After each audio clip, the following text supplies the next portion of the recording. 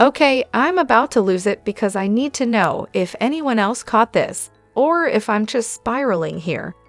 Here's the thing. Kyle's ridiculously defensive about talking to PK because, let's face it, she knows exactly what he's up to. She's not talking to him to hurt Dorit, like she keeps saying. No, she's talking to him because he's got the goods on what Mo's up to. Kyle's playing the game, staying cozy with PK to get all the intel she can. Dorit, barely a thought in her head. Let's be real, Dorit is just collateral damage here. Kyle couldn't care less about her feelings because, surprise, Kyle's way more focused on her own little world. Yeah, I'm sure they're both dishing out the gossip on their respective husbands, but at the end of the day, it's all about Kyle keeping that sweet PK connection for the tea. And oh, Dorit, she claims PK spills every detail of Kyle and PK's conversations. Was she just trying to shock Kyle, or is that actually true? Because, according to Dorit, they were on some majorly frosty terms for a while, only talking about family stuff. Interesting, right? Guess Kyle's not as concerned with Dorit's feelings as we thought.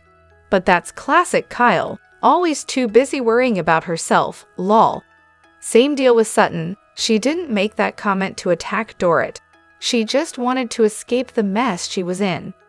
Seriously, Dorit's feelings are always an afterthought when these women are scrambling to cover their own behinds. Honestly, I think people are overthinking this whole thing. PK's a joke. The four of them have been friends since forever, like they all met at the same time.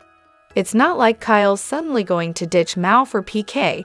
PK and Mao are still tight, and Kyle's just trying to keep the peace there, so cutting him off would be totally unrealistic. We all know Dorit's argument style is exhausting to watch, let alone participate in.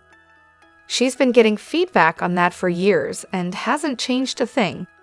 So what if Kyle and PK share an eye roll here and there? Can you blame them? Meanwhile, last season, Dorit was a horrible friend to Kyle when she was dealing with her split from Mao. So why on earth would anyone expect Kyle to rise above that and play nice with Dorit, especially when she's still trying to pick up the pieces of her own life? So Kathy drops this Chinese factoid, and just for the record, she said 3000 BC, meaning 5,000 years ago, not 3,000 as Erica said at the reunion. Let's clear that up, shall we? Here's the deal. Pretty much everyone of European descent can trace some of their roots back to people who lived in the Asian part of Eurasia about 5,000 years ago. That was also when there was a major migration into India and all the way to the Mediterranean. Oh, and there was trade between China and the Mediterranean for centuries. And if we're talking about Kathy, it's from her Italian side, historically a melting pot of cultures, mind you. The whole thing comes from one of those genetic testing services, which, surprise, is a plausible source. So yeah, maybe the woman who told Kathy about this has some genetic testing info from that region. But here's the thing, it's a fun fact, but with zero context. I mean, can you really call yourself Chinese if you had an ancestor 300 years ago who might have been? Probably not. Because, you've got zero connection to the culture, don't identify with it, and really just learned about it randomly. Still, it's a cool piece of history to throw around at parties. For those who don't obsess over ancient history, aka, the non-nerds, 5,000 years ago is a long time. Like, that's when ancient Egypt and the Indus Valley civilizations. I mean, how iconic was it when Jennifer was casually eating from her tiny box during the reunion, while everyone else was in full-blown argument mode? I can't even tell if it was food or her pills she was munching on, but either way, she stole the show. Bravo needs to give her a diamond and let us dive deeper into her life, because, let's face it, this woman has so many stories to tell. But here's the kicker, Jennifer's just not interested. I heard her on the radio, and she's got it all figured out. Being a friend of is the sweet spot. You get to show up for the fun stuff like parties and trips, but don't have to get deep or involved in all the messy drama. Smart cookie, right? She's been fabulous though, but let's be real. There's two main reasons she won't ever be a full-time housewife. 1, she doesn't want it, and 2, as soon as Andy brought up her totally justified shady remarks about Dorit at the reunion, Jennifer totally folded. Like full-on coward. I'm rooting for her to stick around as a friend of, because that's clearly where she thrives. In my book, a truly great housewife is someone who causes just the right amount of trouble, but is charming while doing it. That's what made LVP a legend. Sadly, we don't have anyone this season who really checks both boxes, and some don't even have either. Sutton and Garcelle are stirring the pot, but they've got no charm. Erica used to have both, but now, nada. Same with Kyle. The charm department is severely lacking, and that's exactly where Jennifer shines. So here's the deal. I've been watching The Housewives for ages, pretty much every franchise at some point. And I remember when I first got hooked on OC. All I wanted was to see a bunch of rich women living their fabulous lives, shopping, attending events, throwing shade at each other. It was pure entertainment.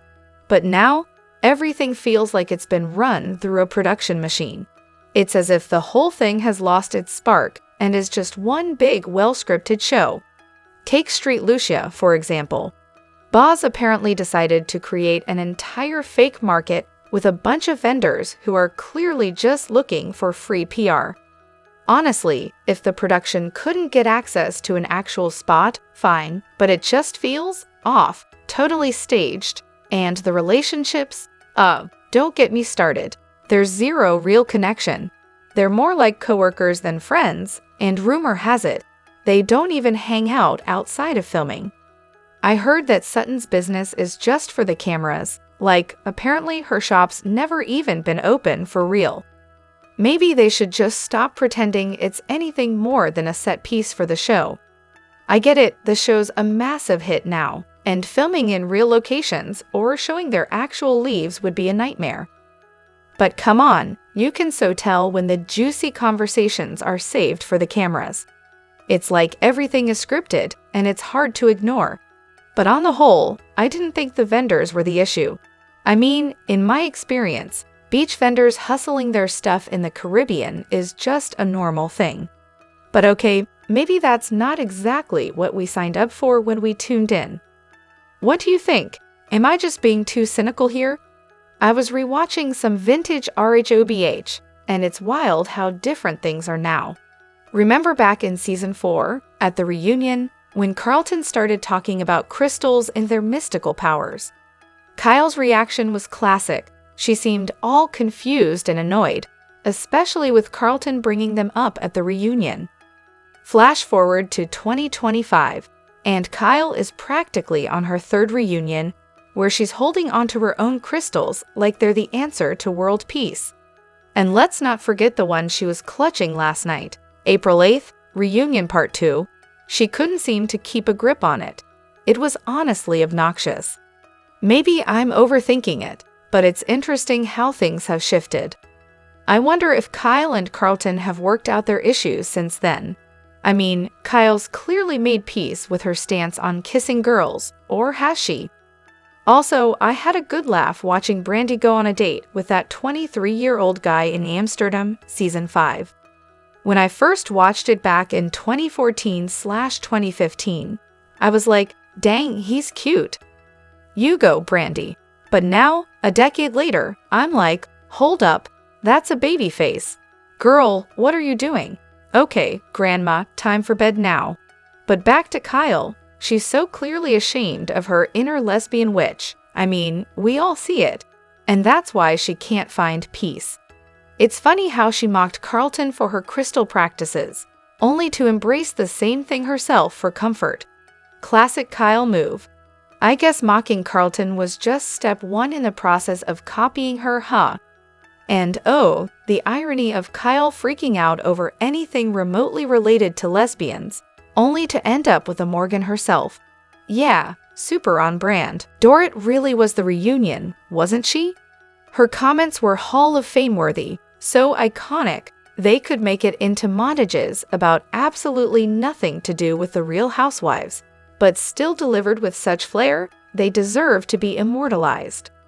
First, there's the gem. You live on a FANG main road.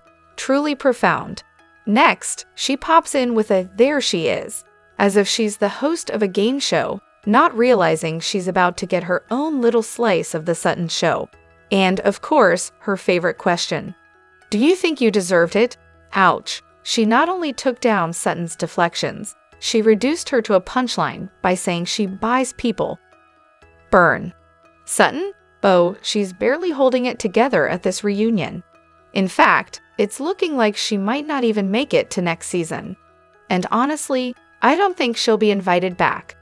Garcelle is definitely done with this circus. Dorit had the final word on that one too, calling Garcelle unprofessional. Even Jennifer Tilly, yes, that Jennifer Tilly, immediately caved and apologized to Dorit. That's how you know who's really calling the shots here. Dorit has been out here holding everyone accountable. Kyle? Check. Sutton? Check. Jennifer Tilly? Check. Garcelle? Don't even get me started.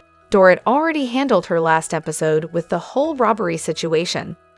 She's wiped out nearly everyone in Sutton's alliance, leaving only Kathy as the lucky neutral friend. Not even Erica has much to say. Boz, of course, is right there backing Dorit up. She shut down Sutton, telling her, "You chose your words, that's an intention," and with Kyle, omission is lying.